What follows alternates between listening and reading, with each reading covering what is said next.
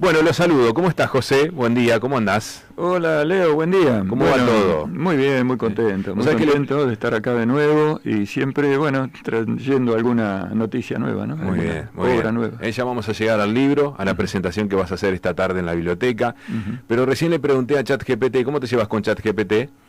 No la uso prácticamente. No la usas. Igual vos viste que cuando buscas algo en Google, lo primero que te sale es una respuesta de la inteligencia artificial. Hoy Así que prácticamente no hay diferencia, ¿no? Aunque no quiera... Entre la respuesta que te puede dar Google y la que te puede dar ChatGPT. Hoy no hay diferencia, porque Google utiliza inteligencia artificial, ¿no? Exactamente. Le pregunté por José Mazzaroli. ¿Te habrá hablado bien de mí, me imagino? Yo le pedí, por favor, contame lo bueno. Y bueno, y me redactó algo. Te lo voy a compartir y vos me decís si está bien o está mal, ¿te parece? ¿Cómo no? ¿Cómo no? ¿Aceptás el jueguito? El desafío. Y después hablamos del libro. Sí, cómo no. Porque me parece también está bueno para contarle algo más a la gente sobre tu carrera. El historietista ramayense José Mazzaroli es uno de los dibujantes y guionistas más reconocidos de la historieta argentina. Bueno. Acá viene con un poco de opinión. Sí, no, ¿estamos más o menos ahí o no? ¿Sí? Si lo dice debe ser. ChatGPT debe ser así. Avanzamos. Con una extensa trayectoria tanto en el país como en el exterior. Nació el 30 de septiembre del 52 en Ramallo. En el Hospital José María Gomendio. Muy bien. Provincia de Buenos Aires. Desde muy joven mostró interés por el dibujo y las historietas. Desde muy chico. Había cualquier cantidad de revistas de historietas. Era imposible. El kiosco de Anicet. El kiosco de Forza. De Forza. Que estaba frente a la estación del ferrocarril. Exacto. A los 18 años se mudó a Buenos Aires para estudiar dibujo en el Instituto de Directores de Arte, IDA. Así es. Vamos bien, ¿eh? Ahí me lo aconsejó el mismísimo Quino. Quino, a quien conocí por medio de Silvia Divaco. Mira. Que le había escrito y le había mandado dibujos míos y Quino tuvo, la generosidad de responder y darme algunos consejos. Qué linda época cuando pasaban esas cosas, sí, ¿no? Sí, sí. Dice, mientras trabajaba en distintos empleos para sostenerse económicamente. Claro, sí. Los comienzos no fueron fáciles. Por un tiempo vendí curitas casa por casa. Mirá. O en los pasos a nivel, ¿viste? Donde paraban los autos. Sí. Tuve esa ¿La experiencia. cajita o sueltas vendías? Por cajita. La cajita. Sí, cajita. Cuando probé con vender genioles me fue muy mal, así que volví a la curita. Sí. Sus primeros pasos profesionales llegaron en 1973, cuando el reconocido creador Manuel García Ferré lo incorporó al equipo de revistas como Hijitus y Larguirucho. Así es. Y vos sabés que yo me resistía a entrar en García Ferré porque estudiando en IDA, con profesores como Pablo Pereira y Ángel Borisov. Pereira había sido director de arte de la revista Horacero. Ajá. Por lo tanto, conocía en persona y era amigo de los grandes historietistas de la época, Hugo Pratt, Solano López, Oestergel. Y se la pasaba contando anécdotas de ellos y mostrando sus dibujos. Ahí es donde conocí el Eternauta, recién ahí. Ajá. Y a raíz de todo eso, empezó a cambiar mi objetivo. Yo al comienzo quería hacer dibujo humorístico, que era lo que había estudiado por correo cuando tenía 10 años, desde Villa Ramallo. Pero el contacto con estas cosas me empezó a gustar la historieta realista, la historieta seria, como le decimos nosotros. Entonces ya yo digo, García Ferré, volver a los dibujitos infantiles, titubeaba, ¿viste? No estaba seguro, pero era una forma de empezar, y finalmente mi vieja y mis tíos me insistieron. ¿Por qué? Porque mi tío Pancho, que era encargado en la estancia La Genoveva, lo vio a García Ferré un día, que García Ferré andaba viendo campos para comprar, tenía que invertir su dinero en algo, quería comprar campos, y anduvo por ahí, mi tío me recomendó, le dijo, tengo un sobrino ya medio loco que le gusta dibujar. Así como usted. Claro, y véalo, dice, lo puede ver, a ver, sí, dígale que venga. Fui y a la semana ya estaba trabajando con García Ferré. Qué bárbaro. La verdad que le debo a García Ferré y a mi tío. Y a tu tío. Una gran mano, ¿cierto? Sí, algo que pensaba recién cuando decías que estudiaste por correo. Porque por ahí mucha gente más joven, la nueva generación, dice, ¿cómo era estudiar por correo? Claro, ahora sería por email. Por email. O por las redes. Pero ¿cómo era? Era por correo, es decir... una vez que uno se inscribía, ellos te mandaban el equipo, la editorial, mejor dicho, la escuela se llamaba Continental School, y era bastante conocida en la época. En todas las revistas de historietas salía el aviso de la Continental School. Te mandaban todo el equipo, incluso un muñequito para tener de modelo, muy lindo el equipo, y las lecciones y todo eso. Entonces uno, a medida que iba cumpliendo con las tareas de cada lección, las mandaba por correo. Ajá. Y a vuelta de correo te venía la respuesta con las correcciones. La corrección. Sí, ajá. Sí. ¿Y tenías algún examen final también o no? No exactamente, pero al completar el curso, si uno estaba aprobado, te mandaban un diploma. Y yo lo recibí cerca de los 13 años, entre los 12 y los 13. Y claro, decía dibujante profesional, ya me lo tomé en serio, ¿viste? Claro, 13 años ya era dibujante profesional. Ya me sentía. Qué lindo. ¿Lo conservás o no? Sí, lo tengo por ahí. Sí. Qué bueno, es verdad, qué lindo. Sí. Sigo. Sí. Con el tiempo se convirtió en un referente de la historieta realista argentina, y lo que mencionabas recién, ¿no? Trabajando para editoriales emblemáticas como Columba y realizando dibujos de personajes y series creadas por autores históricos. Bueno, recién nombraste El Eternauta, Robin Hood. Bueno, claro, yo en Columba, la verdad que fui afortunado porque al poco tiempo tuve la suerte de dibujar guiones de Robin Hood y de Oesterheld, los dos guionistas más grandes que ha dado Sudamérica, digamos, y tal vez el mundo. Claro. Así que yo en ese momento lo tomaba todo con naturalidad, pero ahora me di cuenta que fue un privilegio. Claro, tal cual. Muy grande. A la distancia como que se ve mejor. Que no era tan fácil. Claro. Entre sus personajes más conocidos aparece Orquídeo Maidana. Así es, lo creé en 1982 y salió cuando volvió a publicarse la revista Caras y Caretas, en el primer número que salió en junio del 82, fíjate la fecha, salió la primera historieta de Orquídeo Maidana. O sea, plena guerra de Malvinas. Sí, sí. Una historieta de temática gauchesca e histórica. No. Orquídeo Maidana es un guapo del arrabal, digamos, inspirado en la milonga de Jacinto Chiclana de Borges. Ajá. Y por supuesto hay algunas diferencias. Por ejemplo, el de Borges, el poema de Borges dice: siempre el coraje es mejor, la esperanza nunca es vana. En cambio, Orquídeo Maidana dice: siempre rajar es mejor, una huida nunca es vana. O sea que es guapo, pero hasta ahí nomás. Hasta ahí nomás. Una versión moderna de... Así es. También desarrolló adaptaciones en formato historieta sobre figuras y episodios de la historia argentina, como Juan Moreira, Manuel Dorrego y Vuelta de Obligado. Además de su trabajo en historietas, Mazzaroli tuvo una importante participación en animación, formó parte del estudio Jaime Díaz Producciones y colaboró en series internacionales como Aladín, Timón y Pumba, Scooby-Doo, Los Pitufos y La Pantera Rosa. Sí, y unas cuantas más.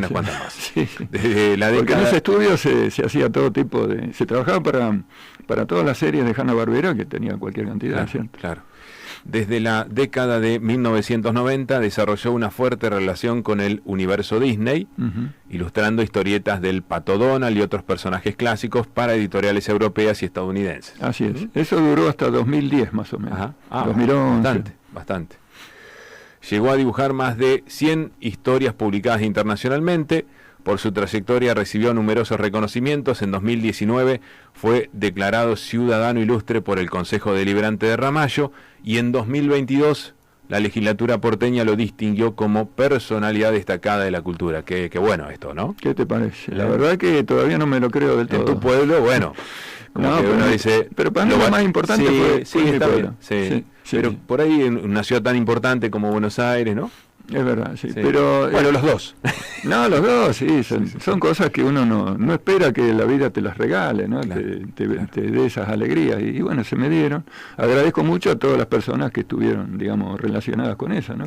Como para que llegaran esos reconocimientos a mi carrera, digamos. En distintas entrevistas, Mazzaroli destacó la influencia que tuvo su infancia en Villa Ramallo, claro, sobre su mirada artística y su interés por las historias gauchescas y populares argentinas. Es verdad, de ahí salió Juan Moreira, que es una de las historietas que más quiero, porque interpreté la novela de Eduardo Gutiérrez, digamos, dentro de las limitaciones que me ponía el diario La Voz, en el año 1983-84, que eran, por ejemplo, dibujar una página por día, lo cual es bastante trabajo, porque además yo tenía que redactar el guión. Claro. Y bueno, durante 3 meses y medio salió una página por día de Juan Moreira. Vos sabés que un amigo que también colaboraba en el diario me contó que ya sobre febrero, ponele, del 84, estaba ahí esperando y escuchó a 2 guardias de seguridad del diario que comentaban entre ellos: che, ¿viste la historieta de Moreira? Decía uno. Sí, ya lo están por matar al pobre. Ya se acercaba el final, ¿viste? Claro. Esa la hice con muchas ganas. Mirá. Realmente me gustó mucho el tema. ¿Te quedó algo por hacer? Seguramente muchas cosas, pero digo, ¿te hubiera gustado algo especialmente, que esas cosas que te quedan pendientes y vos decís, che, ojalá algún día se den las condiciones? Mira, algo en especial tal vez no, pero me quedaron muchas ideas en el tintero. Por ejemplo, hacer una historieta sobre Hipólito Guyard, el corsario argentino. Pero, ¿qué pasa? El medio ya no da para eso, no hay editores que financien un proyecto así. El último fue Fabro, que con él hicimos La Vuelta Obligado en 3 tomos. Y originalmente la idea era hacer La Vuelta Obligado. Ahora, cuando yo me sumerjo en el tema y empiezo a investigar, veo que la cosa no era como la pintan en Bicíquer o en la escuela, claro. Un hecho aislado, un capricho de Rosa, sino que había un antes y un después que explicaba la situación, explicaba lo que después se llamó la Guerra del Paraná. O sea, fue todo más amplio. Hubo un antes, por ejemplo, el bloqueo al sitio de Montevideo, donde la flota inglesa de pronto le roba los barcos al almirante Brown, y uno de esos barcos era el que iba al frente en la Vuelta Obligada, con bandera francesa. Ajá. Le cambiaron la bandera y lo mandaron al frente. El mismo barco. Exacto. Otros barcos se lo dieron a Garibaldi para que saqueara las costas del río Uruguay. Entonces yo, descubriendo todo eso, y lo mismo luego de Obligado, cuando no terminó ahí la historia. Muy poca gente sabe que los barcos no cortaron las cadenas y pasaron directamente, sino que estuvieron 40 días arreglando los barcos ahí mismo. Estaban hechos un colador los barcos ingleses y franceses. No le fue tan fácil.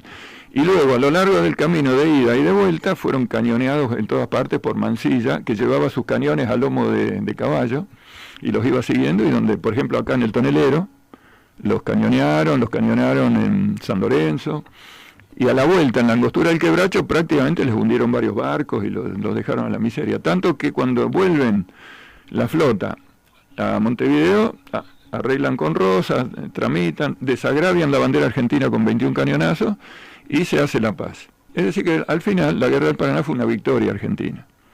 En una guerra se pueden perder batallas, pero se ganó la guerra. Mirá vos. Entonces yo, qué con interesante todo eso, le digo al editor, esto no lo podemos contar en una sola historieta. Así que hicimos 3 libros. Antes de Obligado, La Vuelta de Obligado y después de Obligado.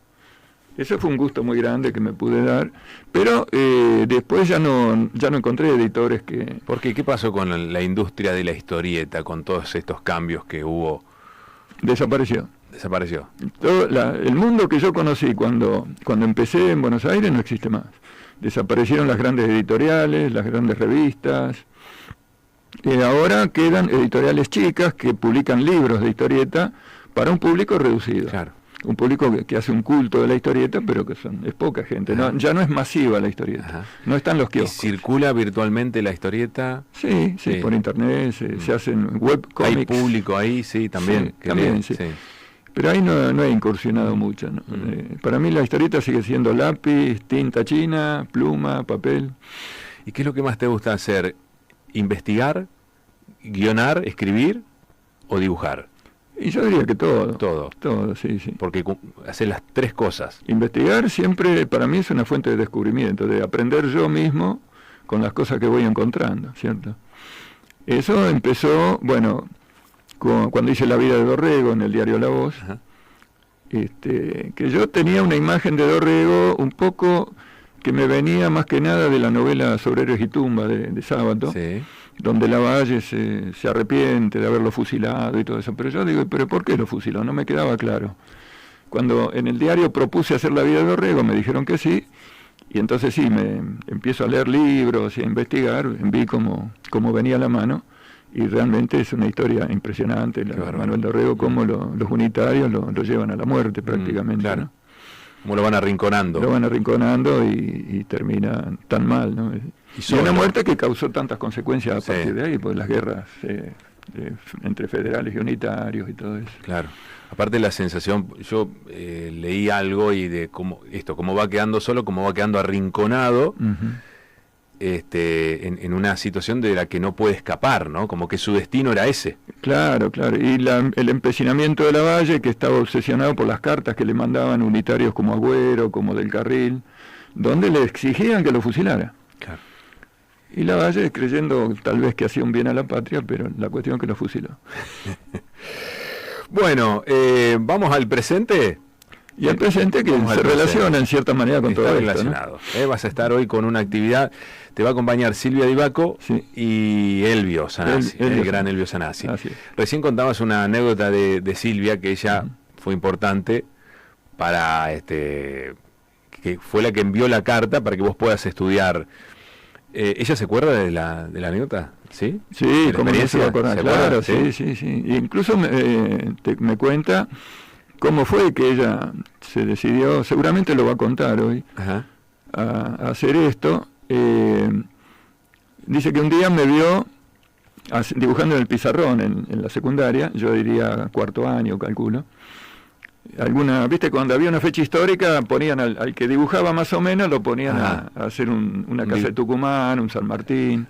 En el pizarrón. Y me vio dibujando y ahí es donde dijo, este chico... tiene algo más. Claro. Y ahí pensó en Quino y todo eso. Y Quino, la verdad que es genial, ¿viste? Qué bárbaro. Sí. ¿Y ella te lo consultó o se mandó? No, sí, porque me pidió dibujo para mandarle. Está bien. Sí, se habló con mi mamá también. Cuando era el momento de venirme a Buenos Aires, mi vieja no estaba muy convencida y Silvia ayudó a convencerme. ¿Actualmente seguís viviendo en Buenos Aires? Sí, en Flores. En Flores. En el barrio de Flores. ¿En qué calles? Y estoy en la calle Bacacay, a 2 cuadras de la estación, de la Plaza Flores. Sí, lindo lugar, linda zona. Bueno, vas a estar presentando el libro Planeta Cancelado y otros relatos. ¿Cuándo lo escribiste? Mira, hay una historia interesante con el último cuento del libro, porque también es el primero que empecé a escribir en 1969 en la escuela comercial. Es verdad, porque ahí salía una revista de la cual yo me había olvidado completamente, ¿no? A las jóvenes. Pero cuando en el 2023-24 me encontré con los 2 números que tengo publicados de la revista, se me refrescó la memoria. Ahí había, en el número 1 y en el 2 había el capítulo 1 y el 2 de una novela escrita por mí, de la que yo me había olvidado. Mirá vos. De ciencia ficción. Eso se juntó con el hecho de que me piden un cuento para una revista de ciencia ficción, aún sabiendo que yo era más bien dibujante. Claro. Aunque ya he escrito muchos guiones, pero no cuentos, no literatura.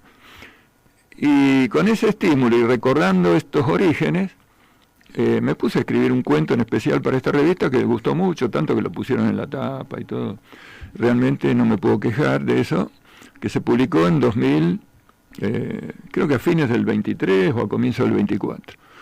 Y a raíz de eso, bueno, ya me gustó la cosa, y juntándose con que hay poco trabajo en dibujo, dije, bueno, es el momento de despuntar otro vicio, además de dibujar, de ponerme a escribir. Y me embalé y cuando me quise acordar tenía escrito 10 cuentos o más. De ciencia ficción. Sí, pero ¿qué pasa? Como decíamos, el pasado siempre está presente. Este primer cuento es bastante fantástico, sin embargo, que es el cuento que se llama Planeta Cancelado. Sí. Sin embargo, tiene la particularidad de que una parte importante la ocupan los personajes de una serie que yo veía acá en Ramallo, una serie que se llamaba Perdidos en el Espacio, que la gente de mi edad se acordará, ¿cierto? Era una serie que tenía mucho éxito, ¿no? Y era muy fantástica. ¿Hay algo de eso ahí? Algo de eso aparece en el cuento, sí. Contribuyó, mi recuerdo de esa serie contribuyó a darle forma al cuento. Y luego, viendo el resultado, que me satisfizo a mí, satisfizo a los que lo leyeron, continué con eso. Empecé a retomar ideas que yo barajaba con el tiempo, hacer historietas con esas ideas. Y bueno, digo, con historieta es muy difícil que llegue a hacerla, porque la historieta, si no hay una financiación, viste, es mucho trabajo, mucho tiempo. Y digo, bueno, entonces la voy a escribir como cuento. Claro. Y así escribí una historia que me gusta mucho, que le puse un nombre en alemán, Deutschland über alles, que es el himno alemán. Me inspiré un poco en un cuento de Borges que se llama también Deutsches Requiem, un cuento que lo recomiendo, que es genial, de Borges. Y digo, bueno, si él pone un título en alemán, yo también. Claro. ¿Qué pasa? Y transcurre en el Hotel Edén de La Falda, Ajá. que yo lo conocí, por supuesto. Yo siempre, algo de mi vida hay en estas historias. Pero hay un viaje en el tiempo, hay un mundo paralelo donde Alemania no perdió la guerra, sino que la ganó. Y bueno, fantasía. ¿Cierto? Claro. Y luego continué. Hay otro cuento que me gusta mucho, que es sobre Gardel. Que yo realmente, si pudiera, lo salvaría a Gardel, ¿cierto? Y pienso que cada uno de nosotros, si estuviera en nuestras manos, haríamos algo para salvarlo. ¿Por qué decís esto? Y por el trágico fin de Gardel, ¿no? Entonces, bueno, el personaje del cuento encuentra una manera de viajar en el tiempo, viajar en el tiempo y avisarle que no suba al avión. Mirá. Pero bueno, hay otras cosas también en el cuento. ¿Y todas estas historias tienen alguna conexión? No. Salvo dos. Ajá. Hay dos cuentos que yo no lo había pensado al comienzo, pero tienen el mismo personaje principal. Yo había escrito un cuento sobre el Pulqui 2, que era un avión que se creó acá en la Argentina en la década del 50, y que era revolucionario, porque estaba basado en los diseños de Kurt Tank, que era un ingeniero alemán que había hecho los aviones alemanes de la Segunda Guerra. Un capo el tipo, y vino acá en la Argentina, y se hizo este avión. Y era tan revolucionario que cuando llega la revolución del 55, directamente cancelaron todo y chao, ¿viste? Kurt Tank se fue a la India con los planos, lo terminaron haciendo los hindúes. Y en base a eso, yo lo llevo al terreno de la ciencia ficción, y mi personaje es un piloto que recibe la herencia del Pulqui 3. Es decir, un ingeniero argentino había evolucionado el modelo a un nivel espectacular y lo dejaba en manos de este piloto, que lo tiene que usar para enfrentarse a una invasión alienígena. Mira vos. Esa es un poco la historia. Luego, se me ocurre escribir un cuento sobre el proyecto Huemul, más o menos de la misma época, donde Argentina estaba a punto de lograr la energía atómica, en la isla Huemul de Bariloche. Sí.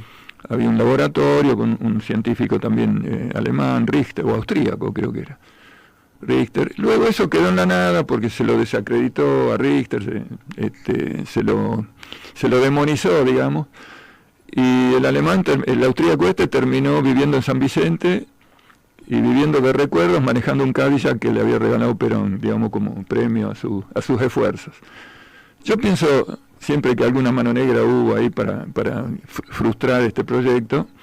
Entonces en el cuento llevo eso también a un terreno donde hay unos alienígenas, pero en connivencia con estancieros y algún que otro militar de la época para invadir la Patagonia. Claro. Estaba pensando recién. Bueno, te redondeo. Entonces, ¿qué pasa? Cuando escribo el cuento con este personaje, creo un piloto, qué sé yo, y de golpe me doy cuenta que por la época y otras coincidencias, los dos eran jóvenes, digo, pero puede ser el mismo personaje, con unos años de diferencia. Entonces quedó el mismo personaje en los dos cuentos. Bien. No, pensaba recién que hablabas del Pulqui, bueno, hablaste de Dorrego, de Gardel. Pareciera que tu interés no está basado en una temática en particular, como que todo te genera interés o curiosidad para escribir, para investigar y para escribir, ¿no? Como que no es que te gusta ir por este lado solamente. No, pero fíjate que hay cosas en común, que es la cultura nacional, la historia nacional, nuestra cultura. En general trato de no me sale, digamos, de incursionar en las cosas que uno ha mamado de chico, las historietas norteamericanas o europeas, ¿no? Si bien uno se ha alimentado de eso, pero ya ahora quiero aplicar todo lo que he aprendido, pero para contar nuestras historias que tengan que ver con nosotros, claro, ¿cierto? Claro. ¿Hay nuevos historietistas? Sí, ¿Hay sí. gente joven que se dedica, que le gusta, que aprende? Sí, hay buenos, pero ya te digo, o publican en el exterior o publican en libros que en definitiva no los lee demasiada gente. ¿Y hoy se trabaja con las mismas técnicas que cuando vos aprendiste? Y más o menos, porque ya ahora hay mucha técnica digital, ¿viste? Se maneja mucho la tablet, dibujar en la pantalla, sí, sí, como un arquitecto, colorear con la computadora, claro. Pero vos no. No, yo uso Photoshop para lo mínimo, digamos, para mejorar una imagen, cosas así, no más que eso. Bien. Bueno, invitamos a la gente a que se acerque hoy. Hoy, a las 7 de la tarde, estaremos contando las raíces de cada cuento, escuchando a Silvia y a Elvio, que es un escritor que de estas cosas entiende mucho. Espero que sea generoso conmigo, que no me haga una crítica literaria a fondo, ¿no? Porque lo mío no tiene pretensiones, digamos, literarias, sino contar lo que contaba en historietas, es decir, historias. Contar historias, como sale, digamos, tratando de que sea lo mejor posible, pero claro, sin pretender llegar a niveles así literarios, digamos. Bien, se entiende. Bueno, entonces, José Mazzaroli va a estar presentando Planeta Cancelado. ¿En qué año lo presentaste el libro? Porque me contaste cuando escribiste aquel... el año pasado. El año pasado. Sí, a fines del año pasado hicimos 2 presentaciones. Una en el Café Artigas, que es un cenáculo de los fanáticos de la ciencia ficción, donde todos los meses nos reunimos. ¿Dónde queda? Queda en Artigas 1850, Capital, ¿no? Sí. Y tiene una biblioteca impresionante de libros de ciencia ficción. Es un lugar que todos los... Exclusivo. Sí. Y luego, en el archivo del humor y la historieta de la Biblioteca Nacional, que yo ahí tengo relación porque he presentado libros de historieta y todo eso, y en base a eso me cedieron el lugar para presentar este libro. Bien. Y lo va a estar presentando entonces esta tarde a las 19 aquí en la Biblioteca Popular Fortunato Zampa de Villa Ramallo, en Primera Junta 52, 10 cuentos de ciencia ficción y fantasía bien argentinas. Así lo presentan José Mazzaroli, así que todos invitados. Bueno, los espero a todos y muchas gracias por el espacio, Leo. Gracias, José. Gracias por haberte acercado a charlar un poquito de esta presentación y de toda tu historia, que es tan interesante. Siempre es un gusto recibirte. Lo mismo digo, siempre es un gusto estar acá.